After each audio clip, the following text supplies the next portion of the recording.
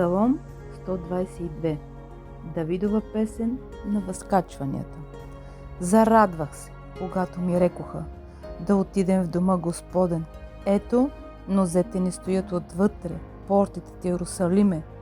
Иерусалиме, който си съграден като град сглобен в едно, където възлизат племената, Господните племена, според завещанието на Израел, за да славят името Господне, защото там са поставени престолите на съда, престолите на Давидовия дом. Искайте мир за Иерусалим. Нека благоденстват онези, които те обичат. Мир да бъде отвътре стените ти, благоденствие в палатите ти. Заради братята и другарите си ще кажа сега: мир да е в тебе.